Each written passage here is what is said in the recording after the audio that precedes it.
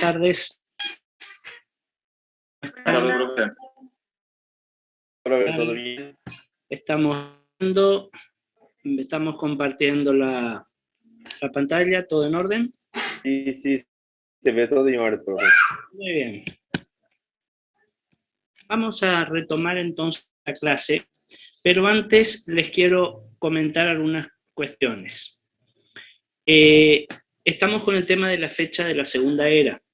Me tienen que confirmar la fecha, la facultad, porque dependemos del tema del Zoom para cargar el examen y demás, y todas esas cuestiones.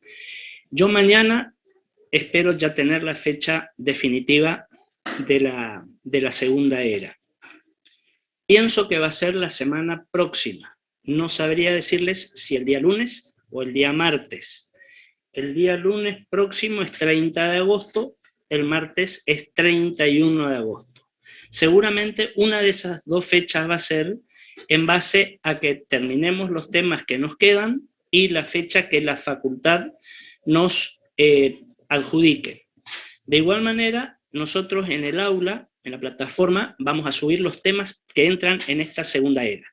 Hay algunos temas que dimos ahora, en esta era, digamos, en este tiempo, sobre todo lo que tiene que ver con digestivo, que eso va a entrar en la tercera era recién, por una cuestión de organización que me pidió la facultad hacerlo de esta manera.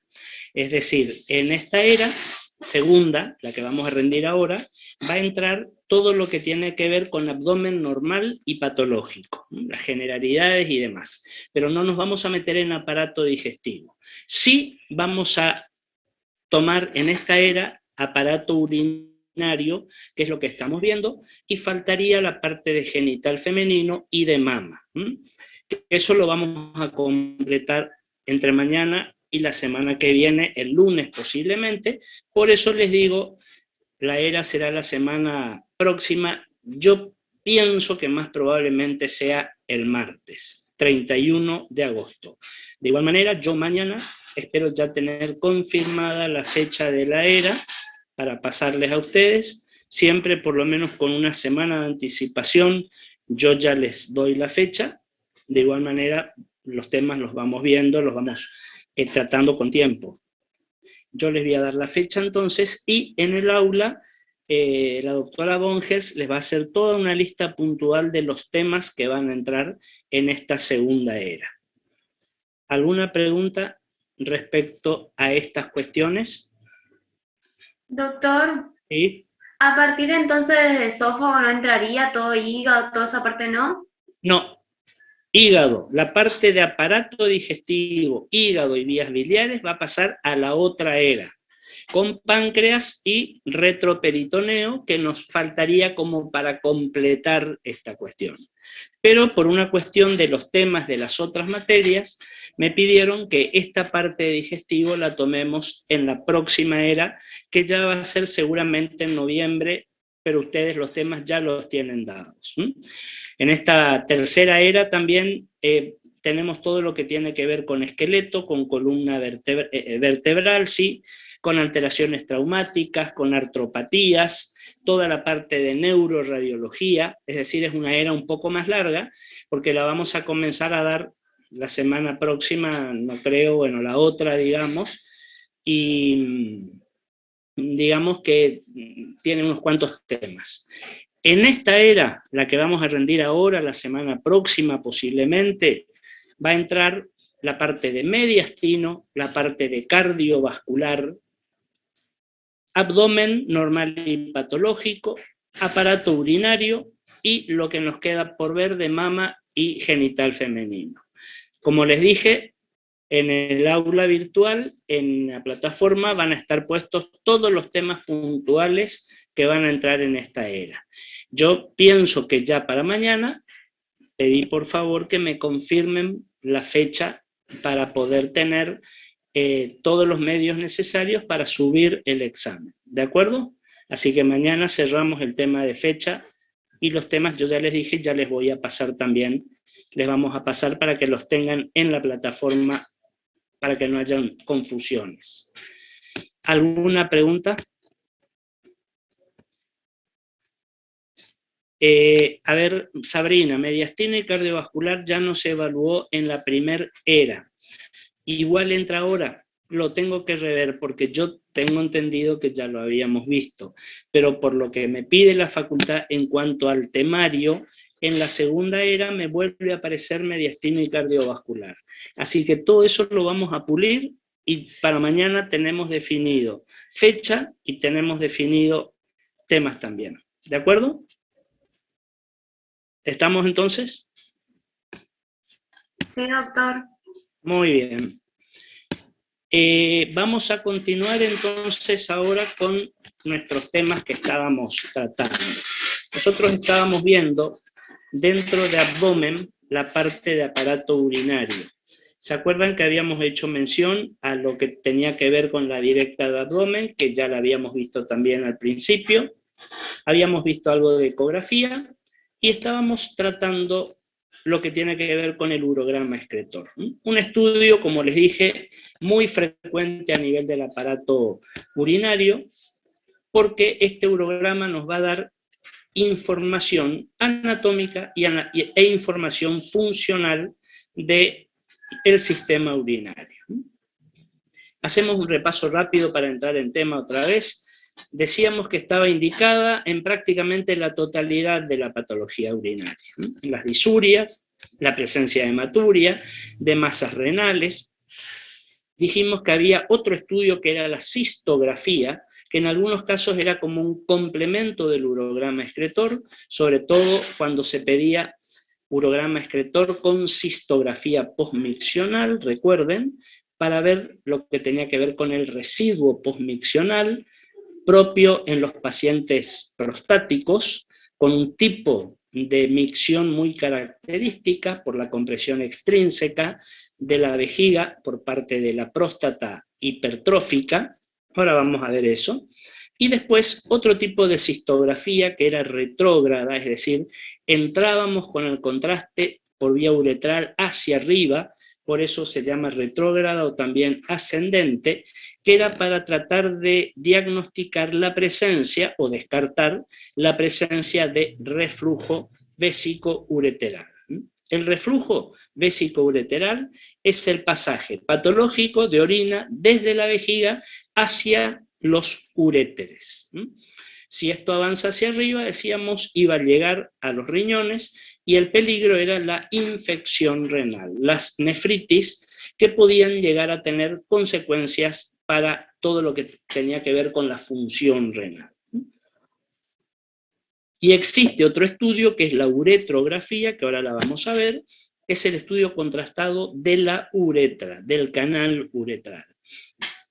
Era un estudio que, dijimos, necesariamente lo hacíamos por vía ascendente, introduciendo medio de contraste desde el meato uretral hacia arriba para verificar la integridad de todo el trayecto uretral. Ya lo vamos a ver, un estudio que se hace más frecuente en varones que en mujeres, sobre todo por las diferencias anatómicas entre la uretra masculina y la uretra femenina.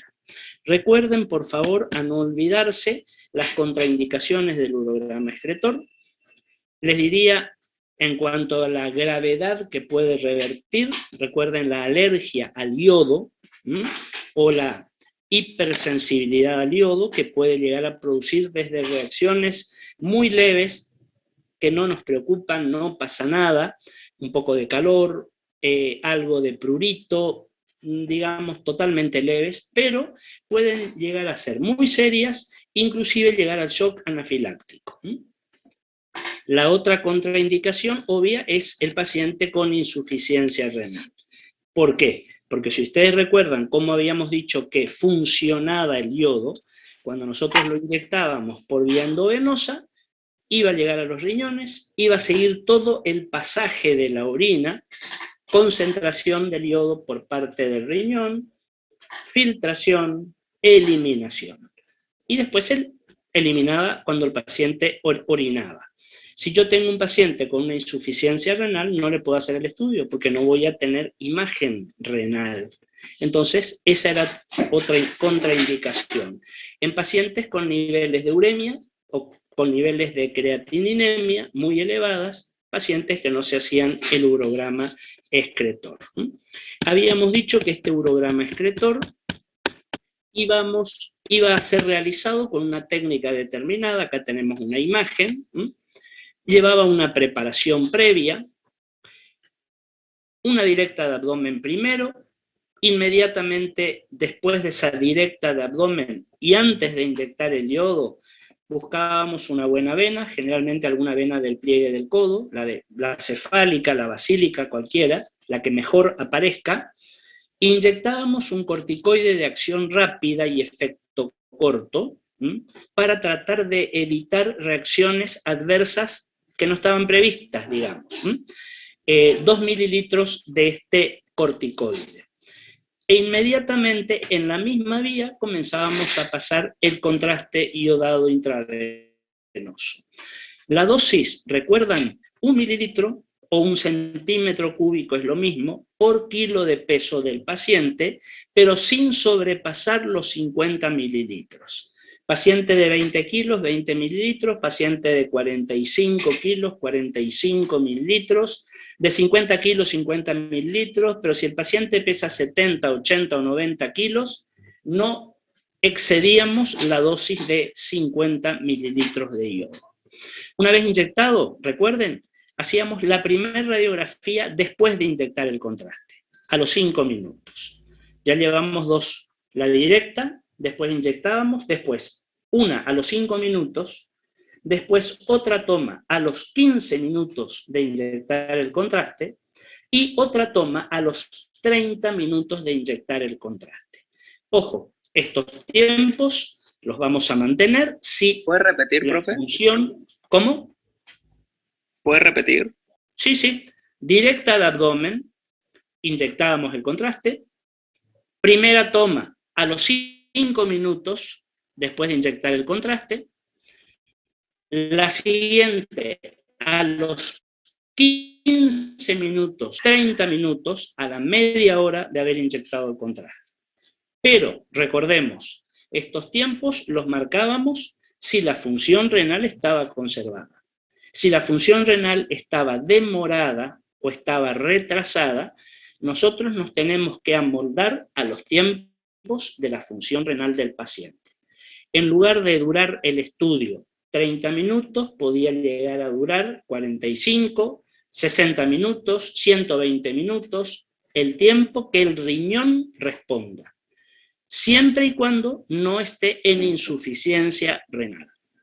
Esa última, que bien podría ser esta que ustedes tienen acá, la de los 30 minutos que decíamos, nosotros veíamos, fíjense, prácticamente todo el árbol uroexcretor. Los riñones, los trayectos ureterales y la vejiga urinaria. Ya la vejiga urinaria prácticamente... ¿Cómo? La vejiga urinaria prácticamente en un estadio de represión. ¿Qué quiere decir llena de orina? Pueden apagar un micrófono, está prendido, o si es por alguna pregunta, háganla, pero si no, apaguen el micrófono.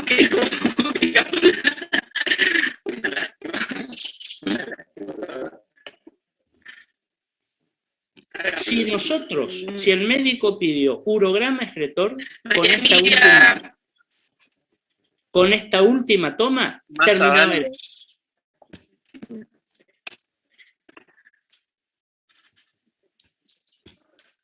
Con esta última toma, decíamos, terminaba el estudio. Ahora, si se hubiera pedido urograma excretor con cistografía postmiccional, habíamos dicho, después de esta toma, el paciente tenía que ir al baño, hacía pis, y le tomábamos una última radiografía, que era la cistografía, es decir, una imagen de la vejiga, cistografía postmiccional, es decir, después de haber orinado. ¿Para qué? Para buscar o verificar o descartar que haya o no residuo postmiccional. Ya vamos a ver enseguida esa cuestión. Todo esto ya lo hablamos. Estoy retomando el tema para poder continuar. Habíamos visto algunas alteraciones. Recuerden, por ejemplo, estos dobles sistemas pieloureterales con un riñón aumentado de tamaño. que podían en algún punto, como en este caso decíamos, fusionarse los dos uréteres y tener una sola desembocadura, pero fíjense el calibre de este uréter, absolutamente dilatado, lo que a mí me habla seguramente de un proceso obstructivo o de una alteración en el drenaje de orina desde el uréter hacia la vejiga. Habíamos particularizado sobre el aspecto, recuerden, de la vejiga en el varón y en la mujer, como era diferente. En este caso pensábamos en una paciente de sexo femenino, fíjense, por tener una pelvis menor más amplia, y en la cistografía de represión, fíjense esta, digamos, depresión del techo de la vejiga que se iba a dar por la presencia del útero, que anatómicamente se apoyaba sobre el techo vesical, sobre todo si fue una mujer multípara, por ejemplo, donde el útero, digamos, va quedando un poquito más grande que antes de tener esa mujer un embarazo. Habíamos comentado, recuerden también, cuando solemos ver proyectada sobre la densidad de la vejiga, muy densa, muy blanca, porque esta orina está mezclada con medio de contraste ya como para ser expulsado después. Fíjense esta imagen radiolúcida, densidad aire, es la superposición de la ampolla rectal, que es un sitio donde normal y fisiológicamente tenemos gas. Si nosotros recordamos anatómicamente, por detrás y un poquito por debajo de la vejiga, se encuentra el último tramo de la vía digestiva, lo que tiene que ver con la ampolla rectal y después, por supuesto, el conducto o canal rectal.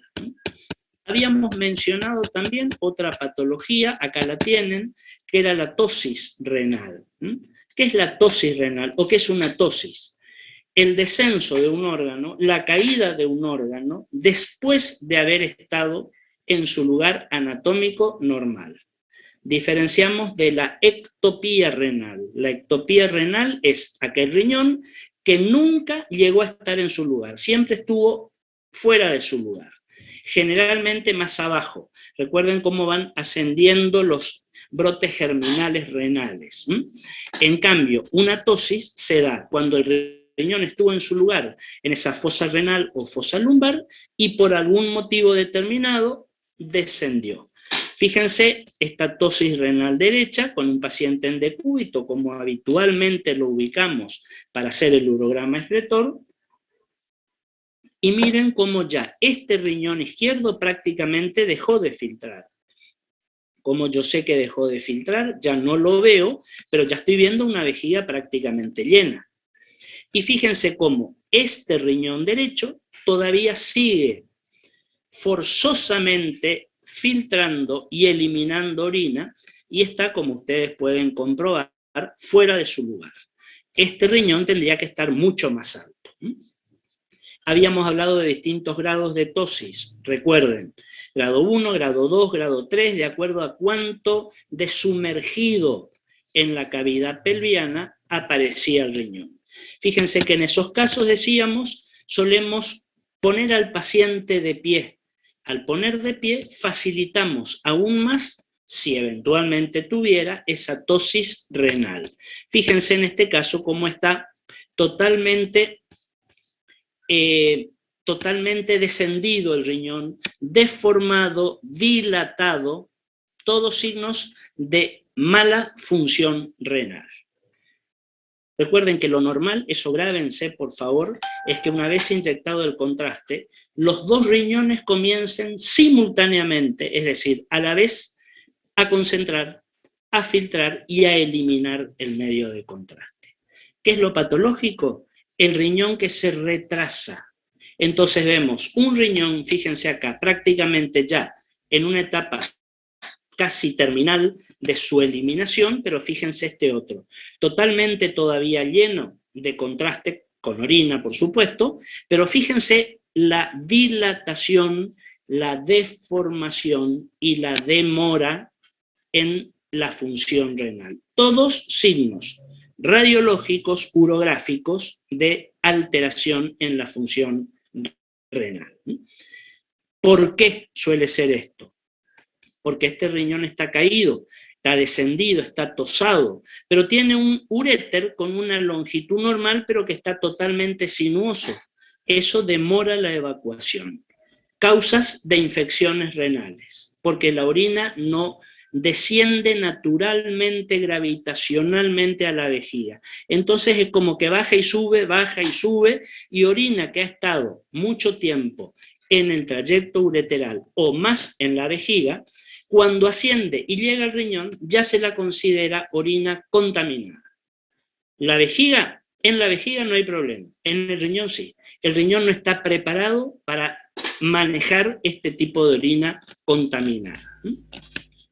Habíamos analizado también otra patología, dijimos, no muy frecuente, pero muy característica, que era esta que les muestro acá, ¿se acuerdan? El ureterocele, la herniación del uréter dentro de la vejiga, como la están teniendo acá. Esto va a llevar a una demora en la evacuación del uréter, no funciona bien esta valvulita ureterovesical que está por acá, y es la imagen que se conoce como imagen en cabeza de serpiente o en cabeza de cobra.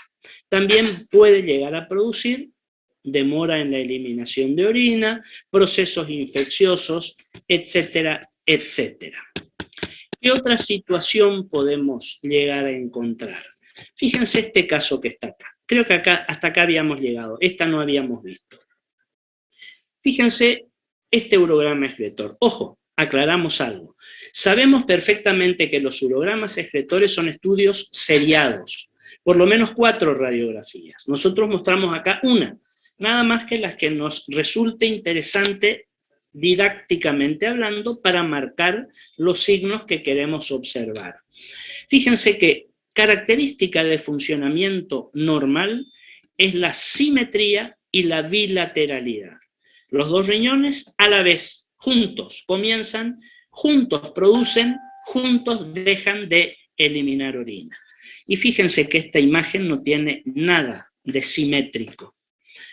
Cuando nosotros vemos este riñón con muy poco contraste ya y este con mucho contraste, quiere decir que este es el patológico, el que está demorado, está retrasado. No es que este se adelantó, no. En la función renal no existe el riñón que se adelanta. No, lo patológico es que se demore, que se retrase. Fíjense que este está prácticamente terminando de eliminar, con un posible doble sistema, como ustedes ven acá. Con esta sola imagen no me animaría a ser categórico, pero miren este riñón derecho. Fíjense la dilatación de los sistemas pielocaliciales, la deformación de los cálices. Estos cálices ya no son cálices. ¿Se acuerdan que hablábamos de esa forma de cáliz, de copa, esa forma cóncava? Estos ya son cálices que nos aparecen totalmente invertidos, convexos. Los cálices en clavas, habíamos dicho. Miren, por favor, el diámetro, el tamaño de esta pelvis renal. Miren la sinuosidad de este uréter. Miren el tamaño del diámetro de la luz de este uréter y otra cuestión que habíamos comentado. Estamos viendo el uréter en todo su recorrido. Lo normal es verlo como estamos acá, fíjense, un pedacito, otro no, otra pequeña porción, después no vemos más. ¿Por qué?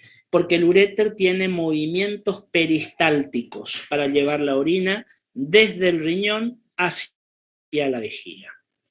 Un uréter que nosotros lo vemos dilatado, completamente visible y sinuoso, es un uréter que está teniendo problemas para evacuar su contenido. Esto es muy característico en una patología, un grupo de patologías que las vamos a encasillar como las uronefrosis, o también las pueden encontrar como hidronefrosis. Una patología, nefrosis degenerativa, que va a comprometer todo el funcionamiento del árbol uroexcretor, con retención de orina, y eso me va a llevar como consecuencia a infecciones recurrentes renales. ¿Cuál suele ser un poco la consecuencia de esto que yo les estoy mostrando, de esta uronefrosis? Ya les muestro. Esperen un segundito porque se me Profesor. ha la imagen. ¿Sí? Entonces, en ese caso, el peristaltismo está ausente. Está prácticamente ausente. Hay una inercia. Es como que el uréter está quieto, digamos. Se pierde ese peristaltismo. O el peristaltismo es anárquico. El peristaltismo normal, ya sea del aparato urinario, ya sea del aparato digestivo, cuando lo veíamos, sigue un orden determinado. Acuérdense, si una parte se contrae, la de abajo se dilata para que pase el contenido. Automáticamente esta que se dilató se contrae y se dilata la de abajo, para ir, como digamos, empujando y llevando el contenido. En estos casos, estas ondas peristálticas no se dan de esa manera.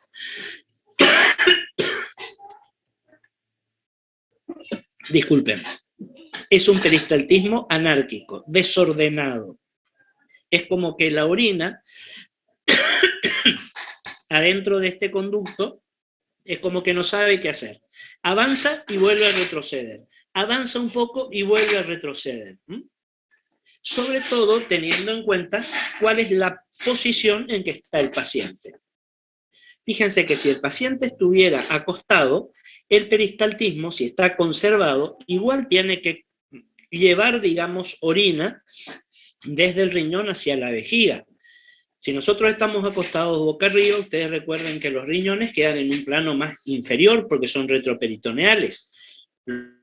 Los uréteres van a ascender porque la vejiga es bien anterior, es retropúbica. Eso, si el peristaltismo se mantiene, no interesa. Los riñones igual van llevando la orina. Ahora, si el peristaltismo está alterado, fíjense, y el paciente está en esa posición, por una posición declive se favorece ese reflujo. Y ahí hablamos también del reflujo, porque la orina está refluyendo, está subiendo, cuando en realidad tendría solamente que fluir en sentido peristáltico. ¿Cuál suele ser la consecuencia de esto? Que el riñón vaya perdiendo la función, que el paciente vaya entrando en una insuficiencia renal, con todo lo que eso significa, diálisis, trasplantes, etcétera, etcétera. Y podemos llegar a encontrar, les muestro acá en un esquema, riñones después de pielonefritis crónicas bilaterales, donde vamos a encontrar, fíjense, una alteración en la relación córtico-medular. ¿Se acuerdan que hablamos? El riñón tiene toda una zona cortical, toda la zona periférica, que es la zona funcional, porque ahí están todos los glomérulos. El glomérulo es la unidad funcional renal. Y después tenemos una zona medular más central, que es la que va a colectar todo lo que está filtrando la zona cortical.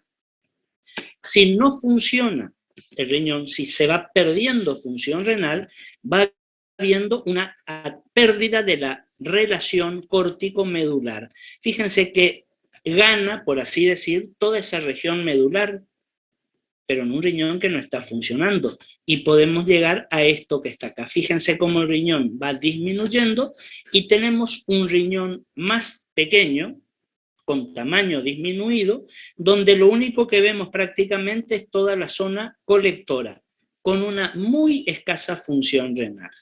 Primero, acuérdense lo que veíamos, vamos a tener un agrandamiento del riñón, más de 3 vértebras. Pero si eso continúa, ese riñón va sufriendo una hipotrofia hasta llegar a un riñón en algunas situaciones prácticamente incompatible con la función renal. Es el momento de decidir para ese paciente o instalar tratamientos con diálisis o, llegado el caso, y si se puede, un trasplante renal. ¿De acuerdo? Fíjense esto ahora que les muestro acá. Habíamos hablado de la cistografía, ¿se acuerdan? Ese urograma excretor con cistografía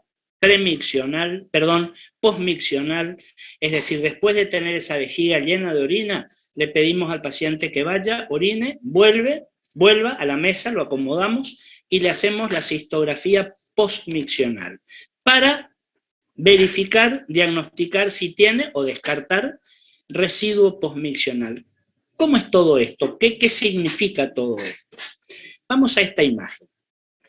Fíjense que esta imagen perfectamente puede corresponder a la última de un urograma, a la de los 30 minutos o un poco más, digamos, donde vemos una cistografía de represión, una vejiga de represión. Fíjense la vejiga totalmente llena de orina contrastada, con características normales, etcétera, etcétera.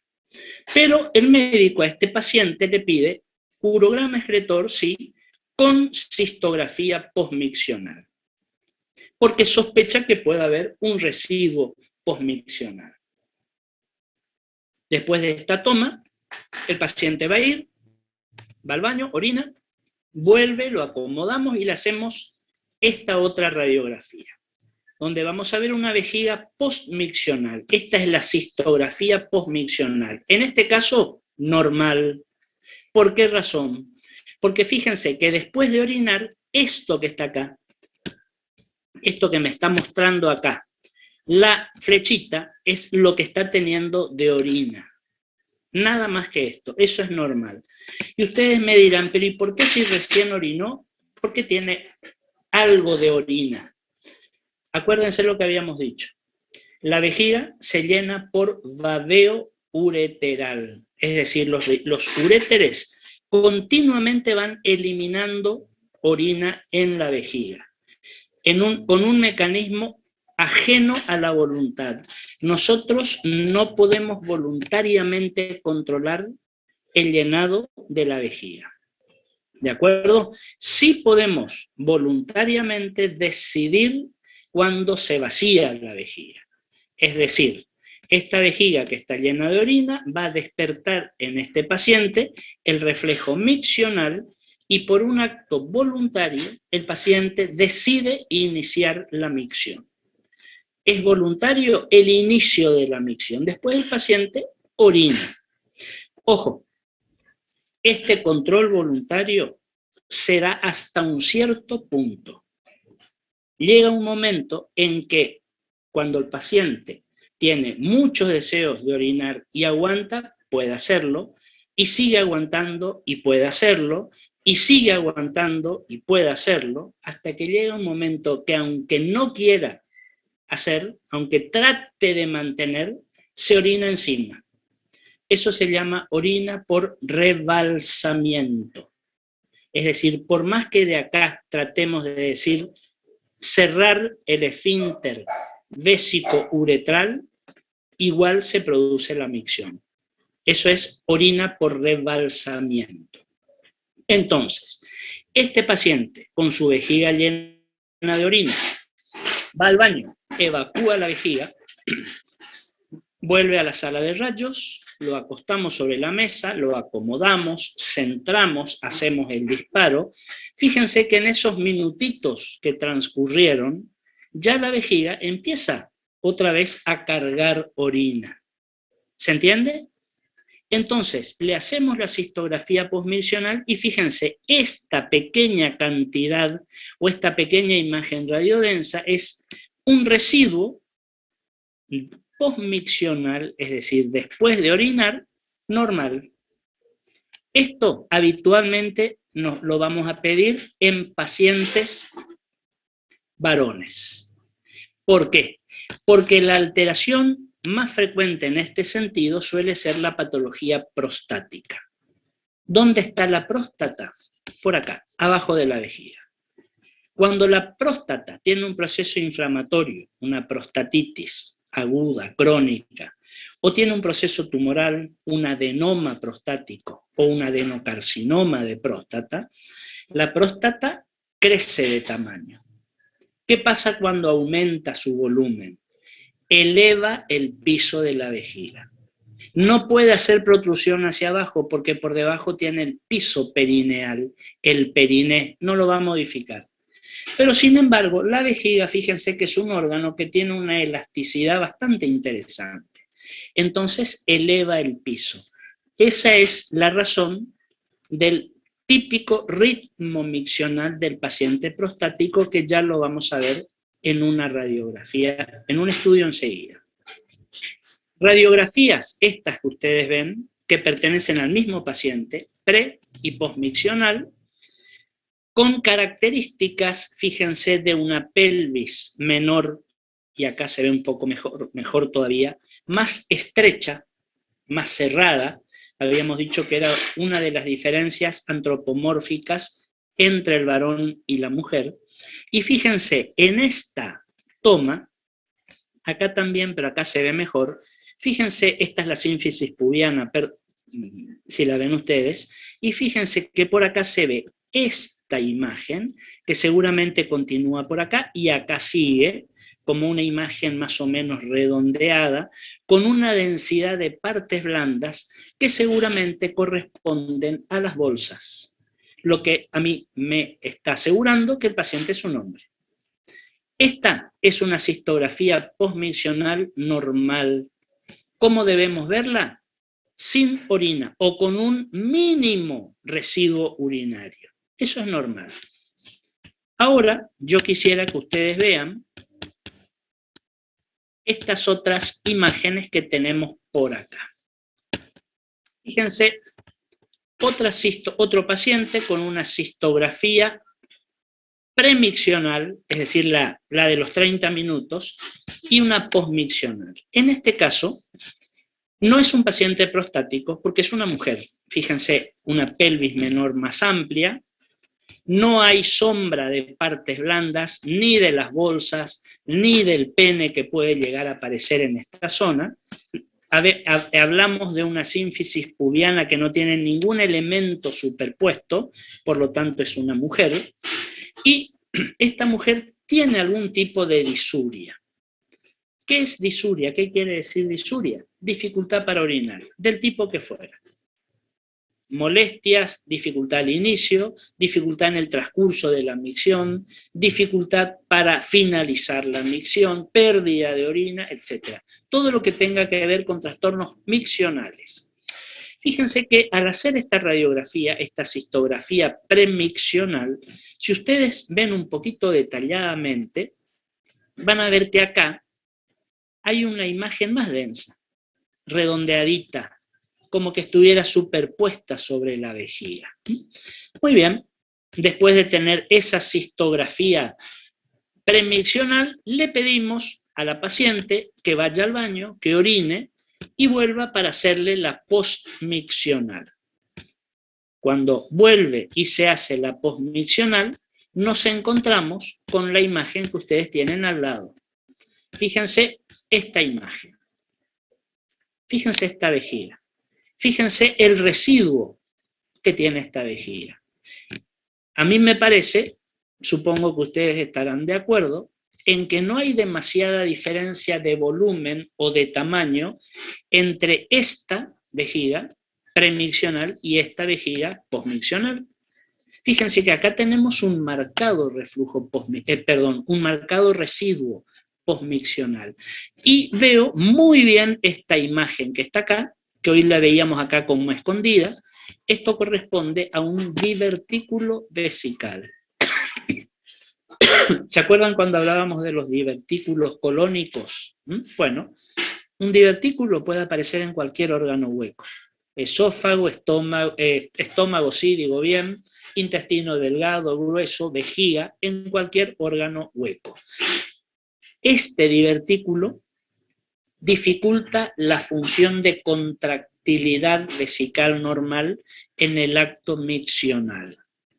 Fíjense que esta mujer, esta paciente, va a tener lo que nosotros llamamos una micción insatisfactoria. ¿Por qué? Es como el prostático. Tiene muchas ganas de orinar, se va al baño, empieza a orinar y resulta que puede hacer 2 o 3 chorros de orina. No puede más. Pero, como queda un importante residuo, al poquito tiempo, al menos del lapso normal, otra vez tiene muchas ganas de orinar, lógico, porque su vejiga volvió a llenarse de orina. Va al baño, intenta orinar, comienza 2, 3 chorros y no puede orinar más. Esa es la micción característica del prostático, o de esta paciente en este caso. Una micción que la solemos denominar insatisfactoria. ¿Por qué? porque el paciente termina de orinar, no puede orinar más, pero sigue con ganas de orinar. ¿De acuerdo? Y en esta vejiga posmiccional, si miramos en detalle, yo les pido, comparen por favor el borde, el contorno vesical, y compárenlo con este que está acá. Acá el contorno vesical es absolutamente regular, liso, delineado. Y fíjense que acá aparece como más irregular, como más sinuoso. Eso es lo que algunos autores denominan vejiga de lucha. Es como que esa vejiga está luchando por tratar de expulsar toda la orina que tiene y no lo consigue. Fíjense esquemáticamente, acá les muestro las compresiones que hoy decíamos extrínsecas de la vejiga. Una característica en el varón y la otra característica en la mujer. Esta es la compresión extrínseca vesical que suele aparecer en el varón adulto mayor, digamos. Fíjense, elevación del piso de la vejiga.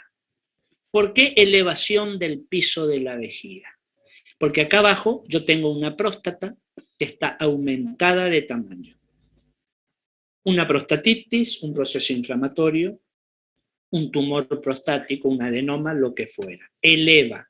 ¿Y por qué me va a dar ese típico ritmo miccional? Porque así como los dos uréteres, fíjense por favor, llegan acá, arriba y a los costados, la uretra se desprende de la vejiga acá, del medio y de abajo.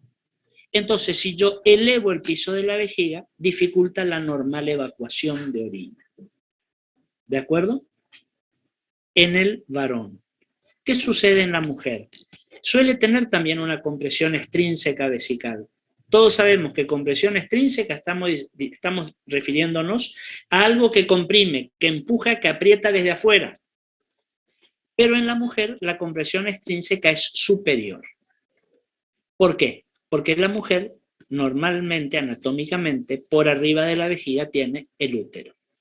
Entonces, sobre todo habíamos dicho, si se trata de una mujer multípara, que ha tenido varios embarazos, el techo vesical puede verse deprimido por la presencia de un útero moderadamente agrandado de tamaño, que no va a dificultar la micción como en este caso, porque la uretra está acá abajo. Pero ¿qué consecuencia puede tener? Al tener esta compresión desde arriba, la vejiga pierde un poco de capacidad de llenado, de represión. Entonces la mujer tiene deseos de orinar más seguidos. Es la típica micción de la mujer embarazada, y embarazada a término de muchas semanas. ¿Por qué? Piensen ustedes, porque la compresión extrínseca uterina en un embarazo de 30 semanas, de 35, de 40 semanas, es muy importante. El útero está muy agrandado y hace fuerza, hace presión sobre la vejiga. La mujer tiene deseos mucho más seguidos de orinar, o inclusive por la misma presión puede tener un poco de pérdida de la continencia de orina. ¿De acuerdo? Estas imágenes las vamos a ver muy bien en las histografías que nosotros podemos llegar a hacer. Fíjense ahora qué otra patología podemos llegar a encontrar a nivel de la vejiga. Los tumores de la vejiga. Tumores de la vejiga, que los vamos a ver como en este caso. Fíjense acá como una gran masa que está creciendo adentro de la vejiga, una masa vegetante, como nos dice acá, protuberante hacia la vejiga, con bordes irregulares, y fíjense cómo me está comprometiendo la desembocadura ureterovesical. Esto, hasta que se demuestre lo contrario, que me muestran acá las flechitas, corresponde a un tumor maligno de vejiga, un cáncer de vejiga. Fíjense que el cáncer de vejiga, para tenerlo en cuenta, es el segundo cáncer en pacientes fumadores, segundo cáncer en frecuencia. Paciente fumador crónico, en primer lugar el cáncer de pulmón, obviamente. En segundo lugar, el cáncer de vejiga. ¿Por qué razón? Por el depósito de productos tóxicos del cigarrillo que se eliminan a través del filtrado glomerular, orina, y se almacenan en vejiga. Otra imagen tumoral, pero en este caso fíjense un pequeño tumor polipoideo, acá está ubicándose sobre el piso vesical, que dependiendo del tamaño y de la localización por ahí, no comprometen significativamente la función miccional. ¿Estamos hasta acá? ¿Alguna pregunta que quieran hacer? Fíjense ahora, para terminar este bloque de urogramas y estudios radiológicos renales, porque después hacemos nuestro recreo y vamos a ver tomografía. Fíjense esta imagen. Esto que ustedes están viendo acá es ese último estudio que yo les mencioné, que era una uretrografía. ¿Qué es la uretrografía?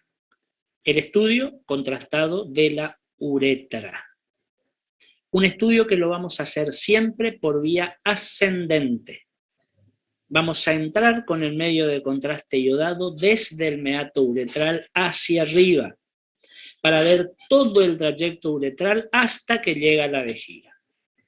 Para que nos ubiquemos en esta imagen, esto es una imagen real, sínfisis pubiana del paciente, la cadera derecha del paciente. Este paciente varón está acostado, boca arriba, ligeramente oblicuado hacia la derecha. Fíjense esta imagen que está acá, densidad de partes blandas, esto corresponde a las bolsas. Y fíjense, la mano del operador, fíjense los huesos de la mano del operador, mal trabajado porque tuvo que haberse puesto guantes plomados para protegerse la mano, pero bueno, a los fines didácticos nos sirven para poder ubicar la mano y cómo está el estudio, que está sosteniendo el glande del paciente, esta es la sombra del pene del paciente, y está apoyando en el meato uretral esta jeringa con yodo. No se utiliza aguja. Se carga el yodo en la jeringa y el pico de la jeringa, que acá pienso que lo pueden ver muy bien, se introduce en el meato uretral, que será no más de 1 centímetro. Se sostiene el glande con una mano y con la otra mano el operador va a inyectar el contraste y fíjense cómo el contraste va llenando, sí, por vía retrógrada o ascendente el trayecto uretral. ¿Cuándo damos por terminado el estudio? Cuando vemos que este medio de contraste iodado llega a la vejiga. ¿Dónde está la vejiga? Acá, apoyándose sobre, visualmente hablando, sobre la sínfisis del pubis. Acá todavía el estudio estaba en proceso de realización. ¿Cuándo vamos a hacer este estudio? Mucho más indicado en pacientes varones que en mujeres, habíamos dicho. ¿Por qué razón? La uretra femenina es una uretra cortita. Piensen ustedes el trayecto que hay desde la vejiga, donde empieza la uretra, hasta la salida del meato uretral al exterior. Pocos centímetros. En el varón, una vez que la uretra comienza o sale desde la vejiga, tenemos distintos sectores. Uretra prostática, uretra membranosa, uretra peneana, hasta llegar a la desembocadura.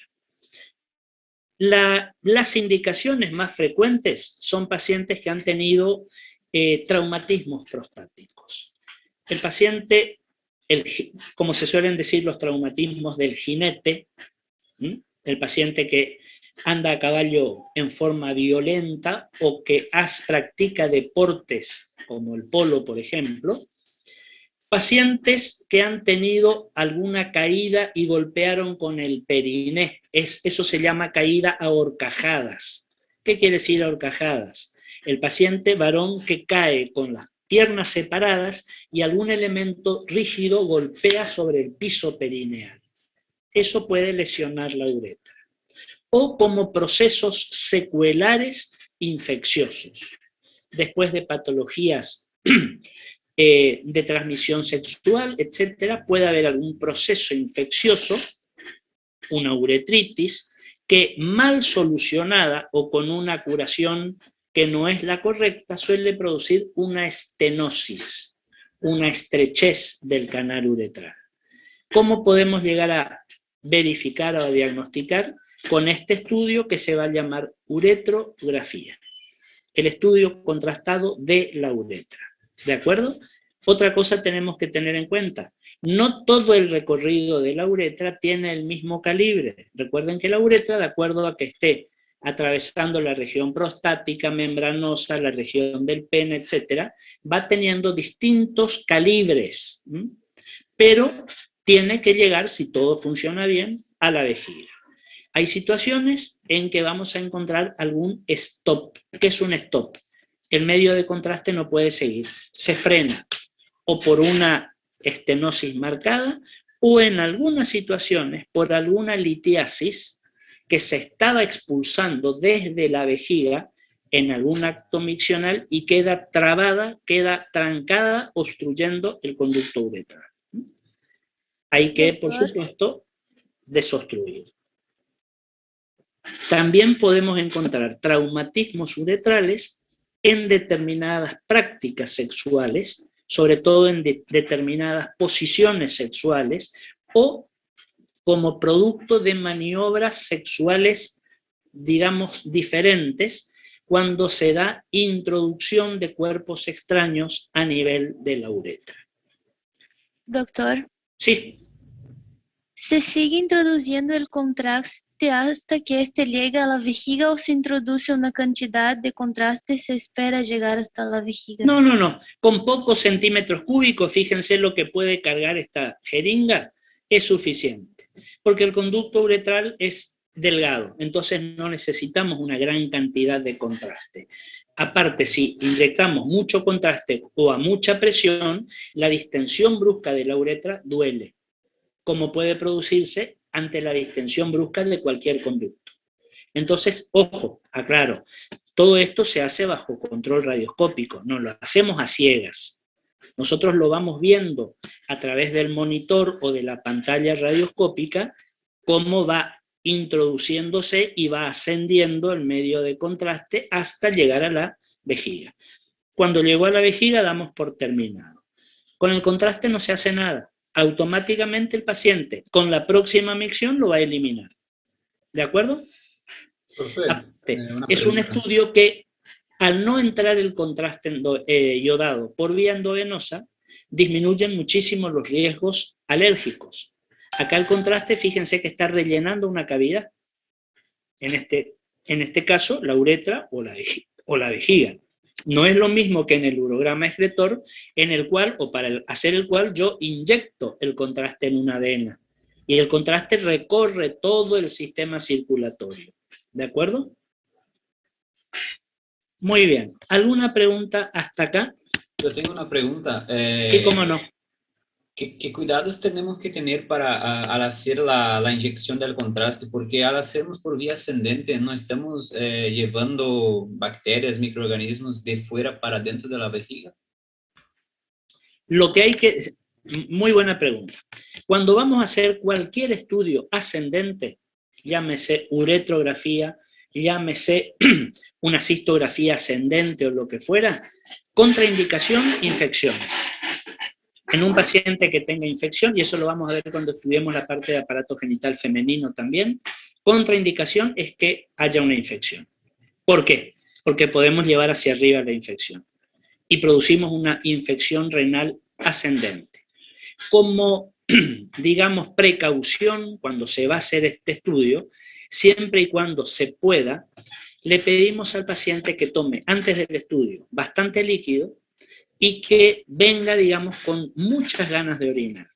Entonces, antes de hacer el estudio, le pedimos que orine y que orine con fuerza, que sea un chorro violento, para que trate de barrer posibles saprófitos que estén en la vía. ¿Cuándo se puede? ¿Por qué les digo esto? Porque una de las indicaciones, no contraindicaciones, una de las indicaciones de este estudio suele ser la uretrorragia postraumática.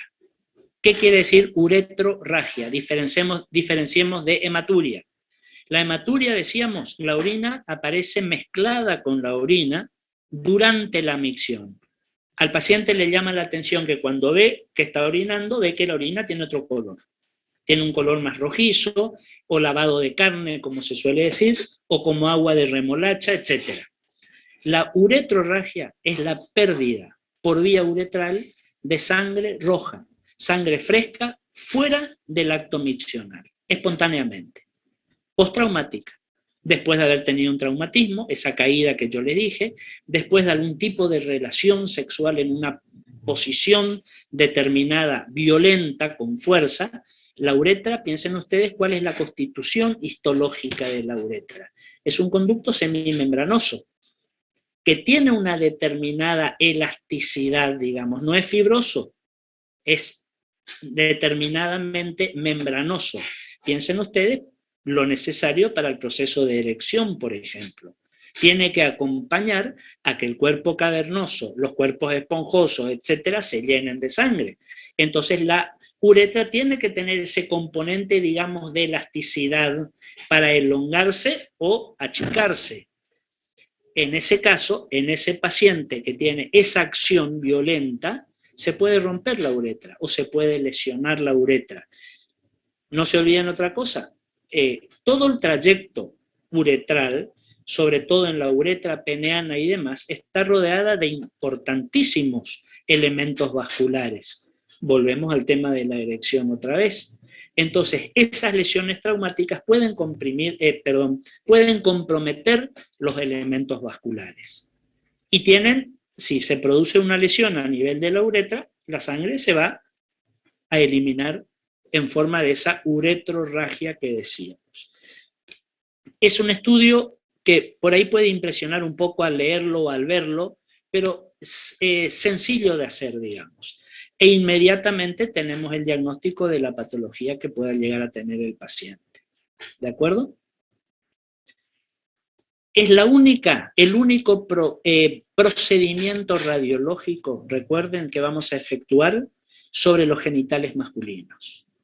Los genitales masculinos no se radiografían, salvo una excepción. El paciente que viene a la consulta y por lo que el paciente me dice, por lo que recabo datos, pienso en una enfermedad de Peyronie.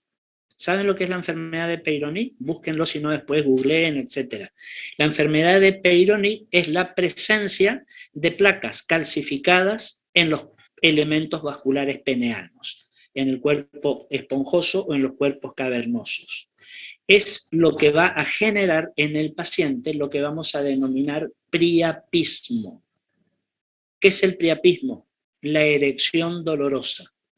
Es el paciente que tiene serias dificultades para mantener un acto sexual porque la erección le significa un dolor que puede ser muy intenso. Y otra característica muy propia de esta patología, la deformación del miembro, la deformación del pene.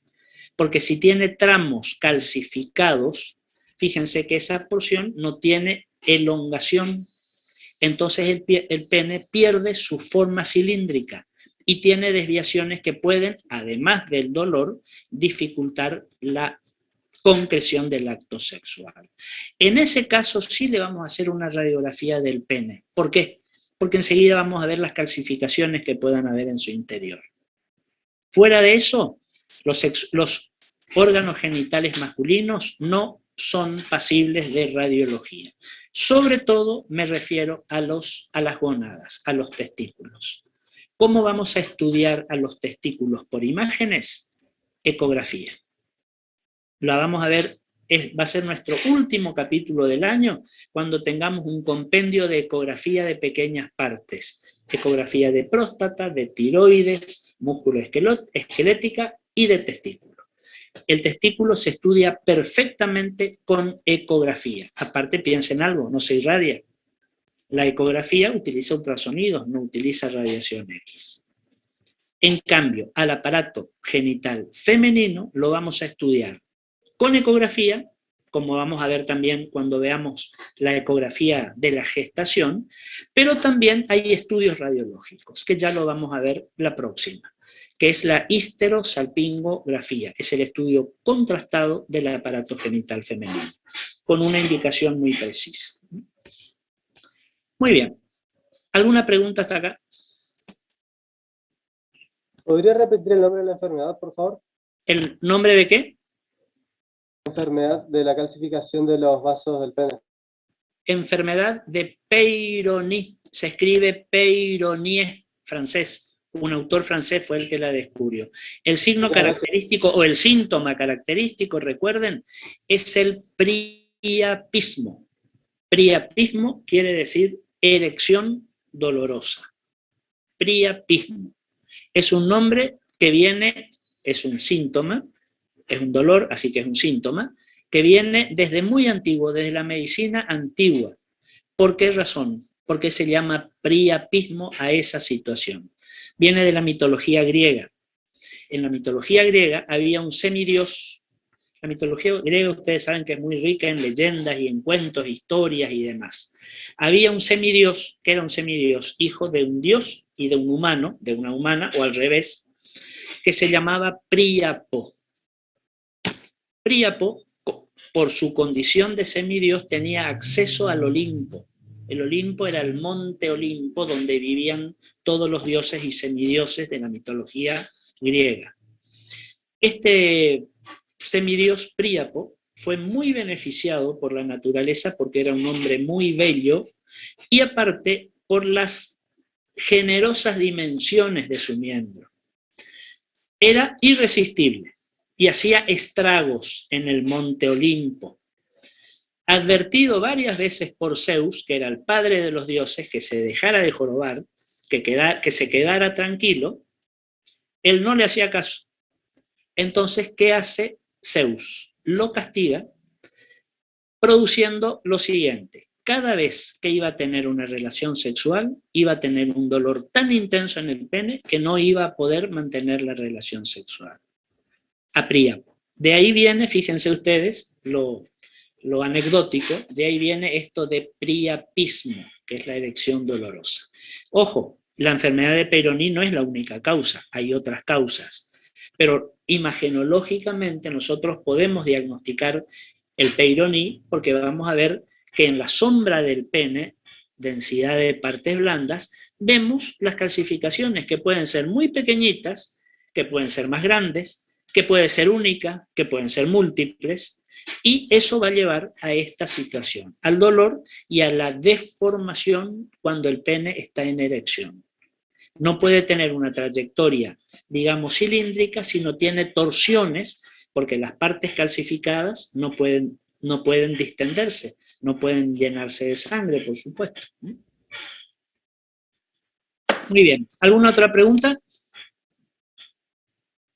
Paramos unos minutitos y vamos a ver un poquito de tomografía computada de la parte renal, si les parece. ¿De acuerdo? Sí, profe. Muy bien.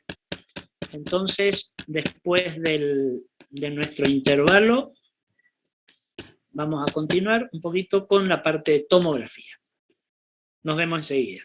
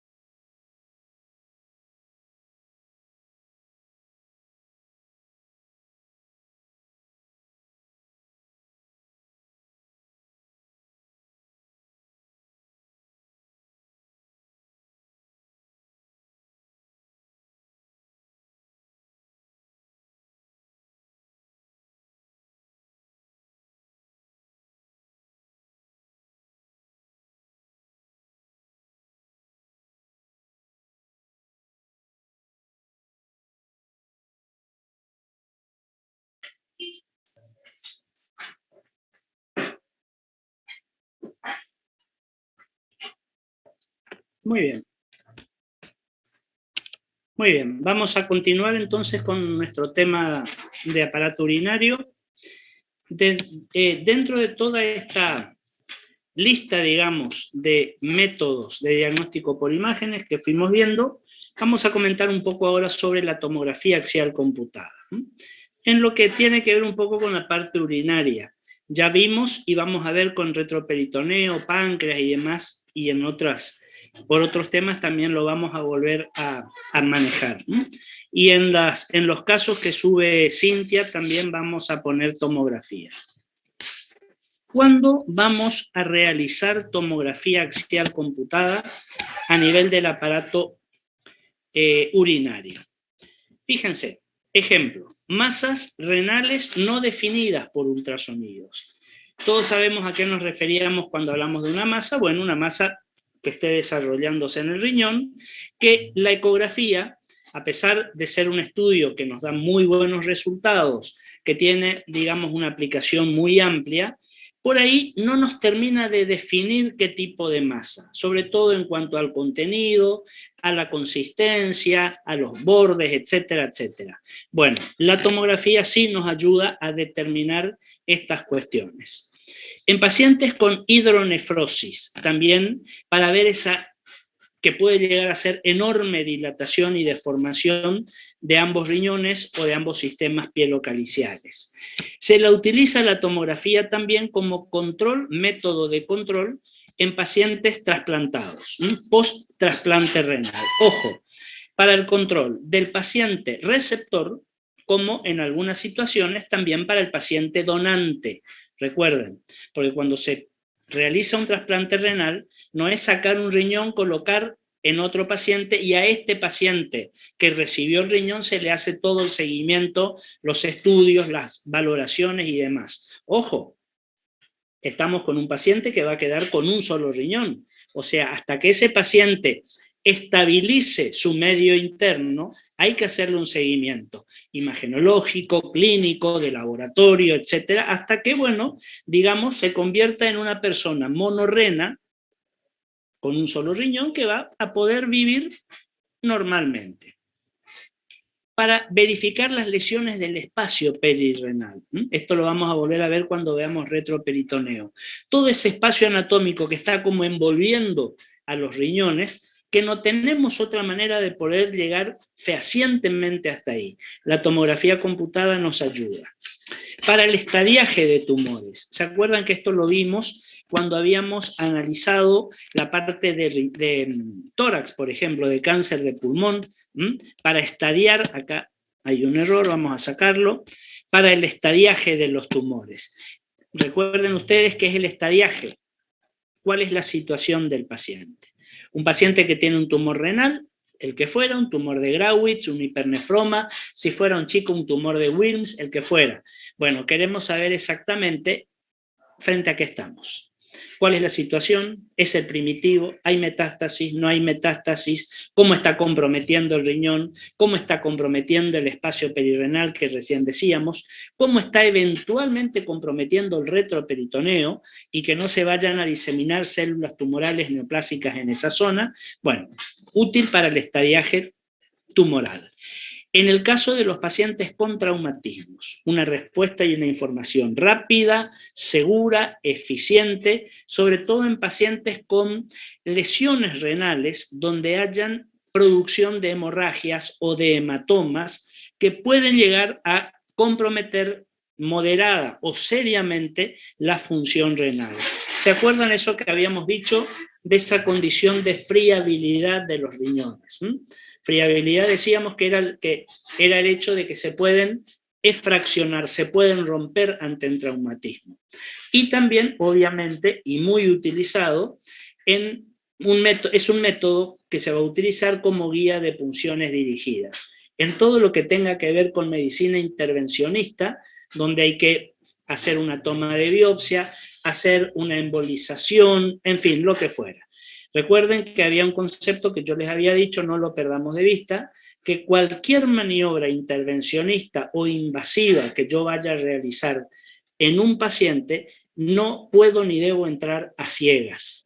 Yo debo tener una guía visual, llámese tomografía, llámese ecografía, llámese radioscopía, la que el profesional elija, pero para saber sencillamente si está haciendo bien las cosas. Es decir, si está llegando donde tiene que llegar o donde cree que ha llegado. Entonces, tiene una infinidad de indicaciones. Y yo a todo esto le agregaría esa visión integral de toda la cuestión abdominal. Es decir, no nos quedamos solamente para ver cómo funciona el riñón o cómo está funcionando un uréter o una vejiga, como lo haríamos con un urograma excretor, que es muy útil, por cierto. Pero yo quiero ver si hay otro compromiso.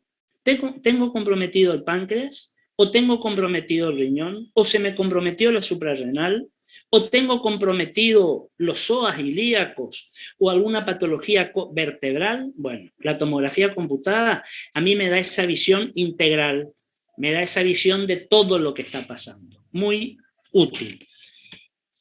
¿Con qué imágenes nos podemos llegar a encontrar? Les muestro una sola imagen como para ir metiéndonos en tomografía. Después vamos a tener una clase que va a ser solamente de tomografía de abdomen, más adelante. Fíjense esta imagen, un corte de tomografía computada.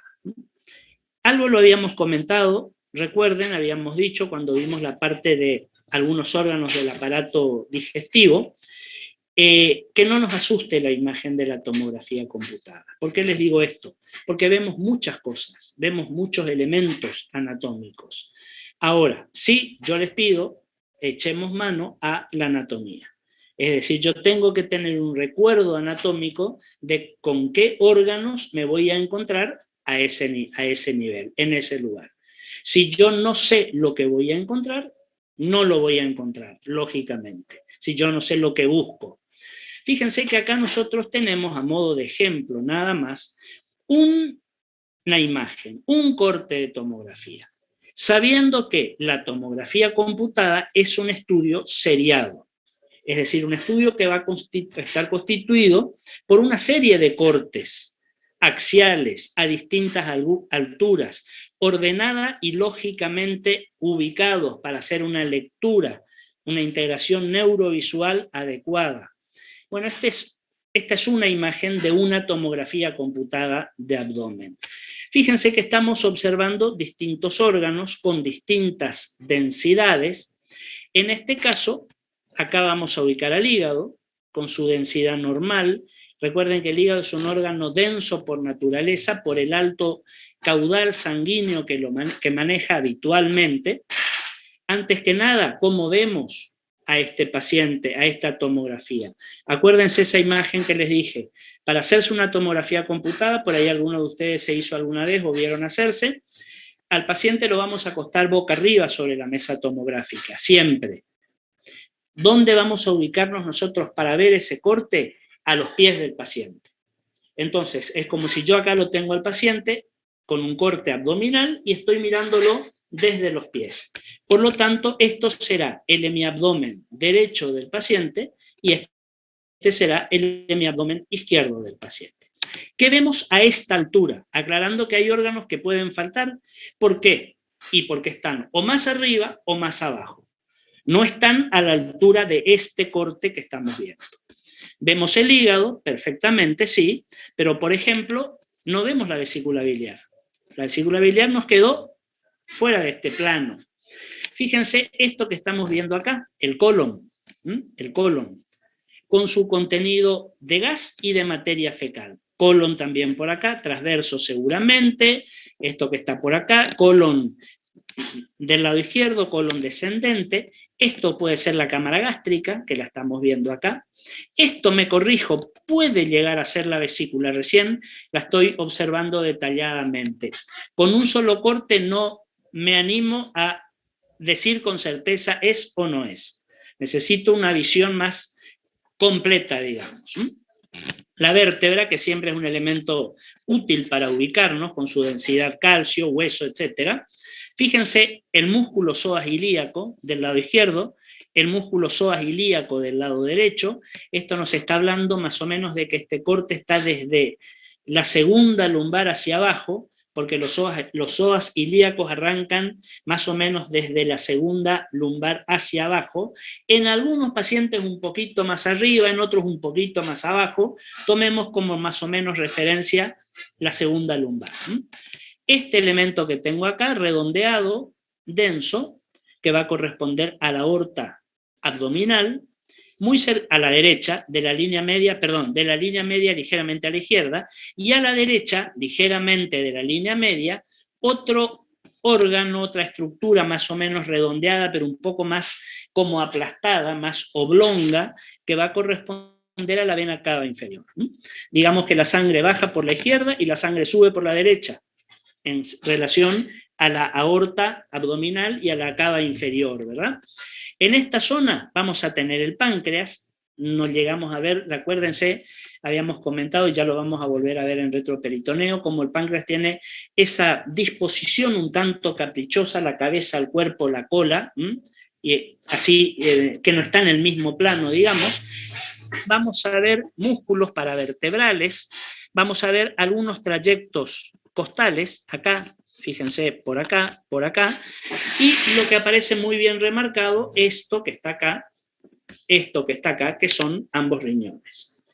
Esta tomografía está realizada, obviamente, con contraste. ¿Con qué contraste? Con contraste iodado endovenoso, como si fuera un urograma excretor. Fíjense que vemos las zonas de filtración, todas estas zonas que estamos por acá, fíjense la corteza, como aparece hiperdensa, y ya empezamos a ver algunas formaciones caliciales de la orina, con el medio de contraste, que está comenzando a ser filtrado para después eliminarse a nivel del uréter. Recuerden que esta puntita que está por acá puede llegar a ser el vaso, necesitaría otra imagen más, pero habíamos dicho que el hígado, el páncreas, el vaso y los dos riñones tienen aproximadamente, tomográficamente, la misma densidad. Obviamente, en este caso, a los riñones los vemos mucho más resaltados, mucho más reforzados, porque estamos utilizando medio de contraste endovenoso, iodado endovenoso. Vamos a poder detectar, y ya lo vamos a ver cuando veamos tomografía, imágenes quísticas, es decir, masas de contenido líquido o nódulos, de acuerdo al tamaño de contenido líquido. Recuerden algo, los quistes no refuerzan con el contraste endovenoso. Con y sin contraste los vemos de la misma densidad. ¿Por qué razón? Porque los quistes son formaciones que tienen contenido líquido, pero no son vascularizados. Los vasos en el quiste llegan hasta las paredes, pero no tenemos vasos que se metan adentro del quiste.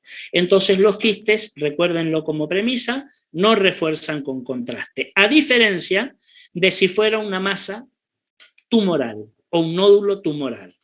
Si fuera tumoral, recuerden que una de las características de cualquier proceso tumoral es la neoformación de vasos, es la vascularización exagerada, desordenada, anárquica, lo que ustedes quieran, pero hay una mayor cantidad de vasculatura. Por lo tanto, con el contraste endovenoso, un tumor siempre va a reforzar, se va a volver más hiperdenso por este contenido importante de sangre que va a presentar. Pero esto lo vamos a ver en tomografía, cuando veamos todo un bloque de tomografía computada. Muy bien, ¿alguna pregunta que quieran hacerme? Nos quedaría, porque no quiero entrar en estudios de cámara gamma, porque vamos a hablar un poco más, y resonancia, que es lo que nos queda, eso lo veríamos mañana para completar un poco esta parte. ¿Alguna pregunta? O si no, acá vamos a cortar nuestra entrevista, nuestra clase, mañana vamos a ver la parte de angiografía también. Pero son estudios que están muy relacionados unos con otros, por eso los quiero dar en un solo módulo, digamos. ¿Alguna pregunta? Doctor. En el chat le preguntaron al profesor. Sí, te escucho.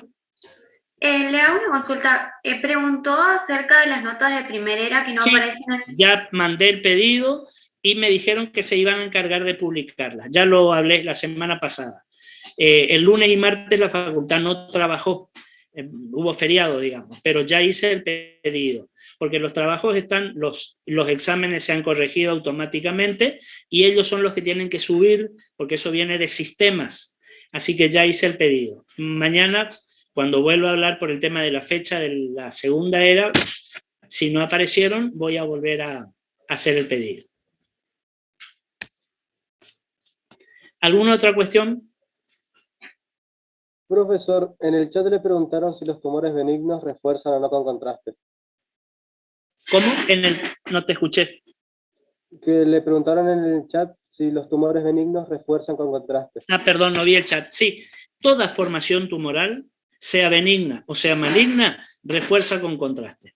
Porque una de las características tumorales, ahí voy a poner el chat, ahí está, ahí lo veo, un tumor benigno no, sí, refuerza. Toda formación tumoral tiene una rica vascularización, o sea, son estructuras vasculares, vascularizadas, mejor dicho. Por eso refuerzan con contraste. Y acá tengo otra pregunta de Fabio que no la había visto porque no sé por qué razón el chat no me avisa cuando tengo preguntas. Esperen un segundito. El prolapso vesical en señoras, ¿cómo se ve en radiología? ¿Es común? El prolapso vesical en realidad es de diagnóstico clínico. Con una maniobra clínica se va a poder visualizar el prolapso vesical, porque a la paciente se la va a someter a una serie de maniobras clínicas para que el médico lo pueda comprobar. ¿Qué te puede dar radiológicamente ese prolapso vesical?